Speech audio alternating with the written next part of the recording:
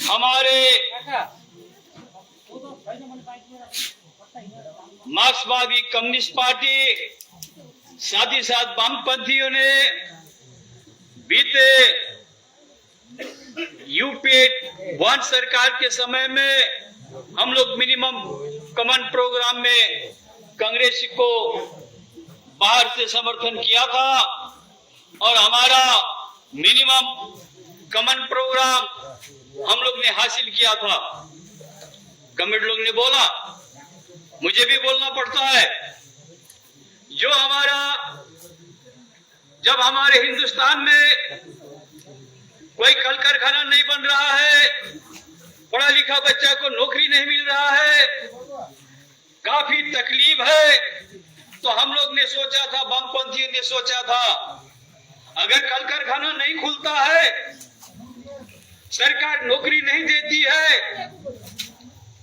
तब तक हमारा ग्राम के, हमारे चाय शिल्प के, हमारे विभिन्न सेक्टर में गरीब आदमी को बसवास है, उन लोगों को कम से कम 100 दिन का काम दिया जाए, जिंदा रह सके समाज के अंदर में, और 2 रुपया करके किलो में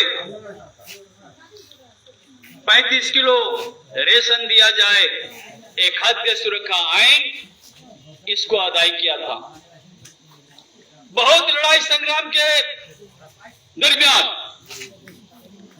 हम लोग ने ये यूपीए 1 सरकार मनमोहन सिंह को सरकार को हम लोग बाध्य किया था ये आइन पास करने के लिए। ये आइन पास हुआ, सील मोहर हुआ, 100 दिन का काम चालू हुआ पूरे हिंदुस्तान में। खाद्य सुरक्षा आइन पूरे हिंदुस्तान में लागू हुआ है। लेकिन आज दुख की बात है, ये पश्चिम बंगाल की जो सरकार है, ये तानाशाही सरकार, भ्रष्टाचार में डूबा हुआ सरकार, आज हमारा गरीब को, अधिकार को जो हम लोग ने वामपंथियों ने लेके आया था, आज उसको वो खत्म बनाने के लिए जा रहा है। आज 9 महीना का काम किया हुआ 100 दिन का पैसा आज नहीं मिल रहा है। पेट्रोल डीजल की बढ़ती कीमतों से घबराना नहीं है। 1 साल से ज्यादा हुआ, घर में रहे। 100 दिन का काम पूरा ठप पड़ा हुआ है। दूसरा और हम लोग देखें, सारे हिंदुस्तान में, हर प्रोविंस में, हर राज्य में 100 दिन का काम भी चल रहा है, रेशन भी दिया जा रहा है। लेकिन हमारा 100 दिन का काम पश्चिम बंगाल में बंद है।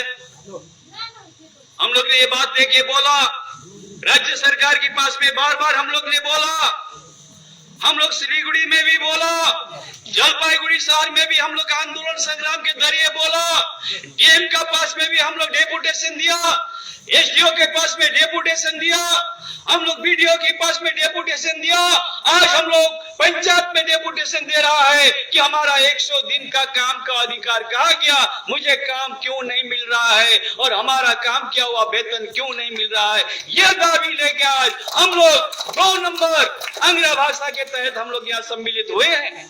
इसी तरह हम लोग आगामी 7 तारीख बनराट 1 नंबर जीपी में इसी तरह बड़ा से बड़ा हम लोग अवस्थान करेंगे।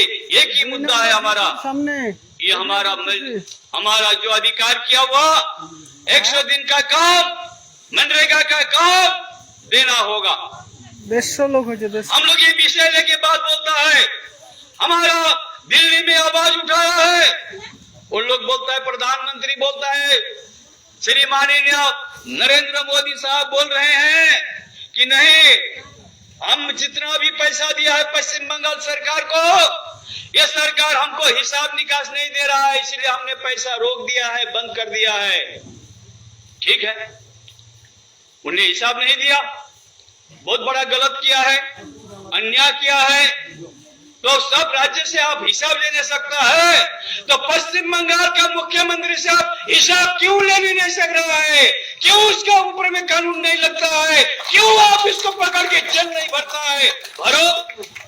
हमारा गरीब को ऊपर में अधिकार को हम लोग सील मोहर करके जो आईनी पास हुआ है, किसी का दान नहीं है, न मनमोहन सिंह ने दान किया है, न और किसी ने दान किया है। ये हमारा अधिकार, हम लोग अर्जित अधिकार को अदा किया है, इसको आज गुमराह करने को कोशिश कर रहा है। ये हम लोग कभी मानेंगे नहीं, कभी मानेंगे नहीं। हम लोग लड़ाई का मैदान में उतर चुके हैं। हम लोग ये अदाई किया हुआ जिनिस को फिर से हम लोग अदाई करके लेंगे। हम लोग दरकार पड़ने से हमारा 9 महीना का वेतन को, 100 दिन का काम को, पैसा को सूद सहित हम लोग लेंगे, सूदी तक हम लोग लेके अदाई करेंगे।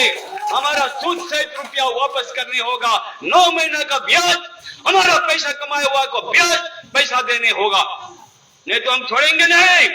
या नरेंद्र मोदी हो या मुख्यमंत्री ममता बनर्जी हो, हमारा अधिकार को, हमारा पेट को लात मारना नहीं चलेगा।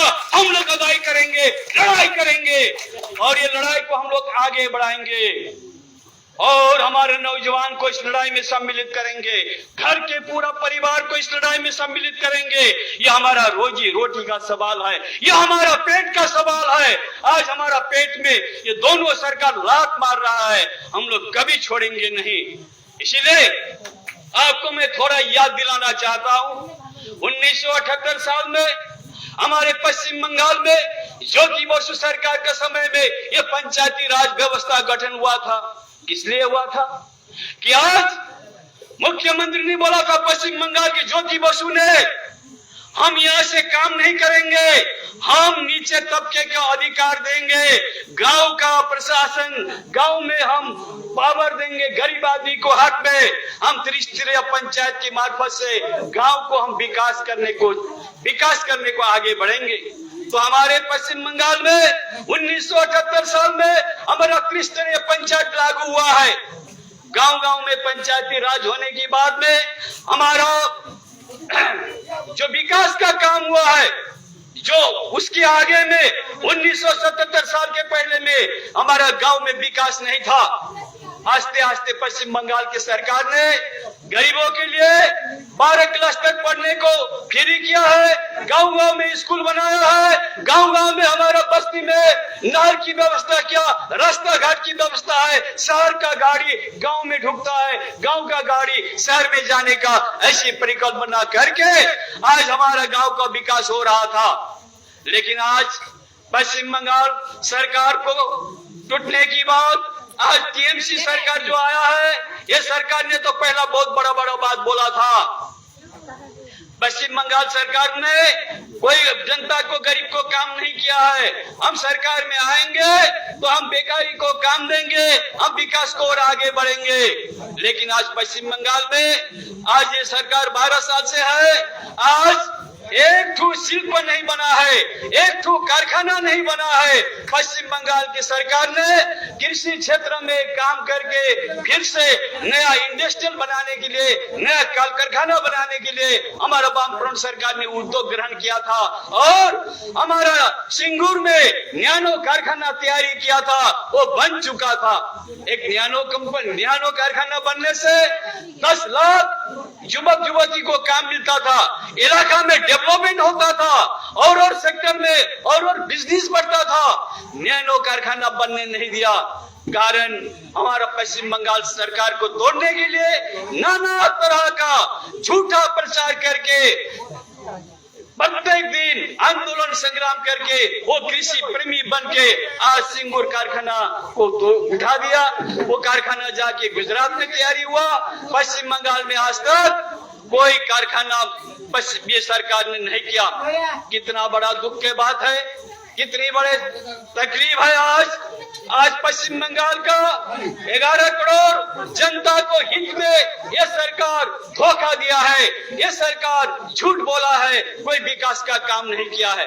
हाँ, विकास हुआ है, मान्य होगा, कुछ काम हुआ है, लेकिन ज्यादातर काम क्या हुआ, पॉकेट में चला गया। इधर का पॉकेट भर गया, इधर का पॉकेट भर गया और खाट का नीचे में रखने का शुरू किया, बालिश का नीचे में रखने को शुरू किया। आज हजम करना मुश्किल हो गया।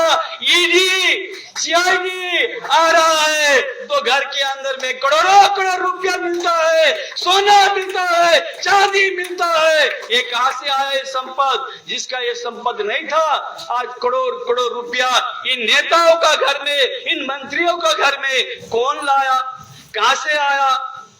ये बात हमको जानना है। आज ये सब मंत्री लोग आज ईडी आने की बाद में आज जेल में है। वो उसका ढेस देता है, वो उसको ढेस देता है, मैंने तो नहीं लाया, उसने बोलता है उसने लाया। तो ये दोनों का लड़ाई चल रहा है।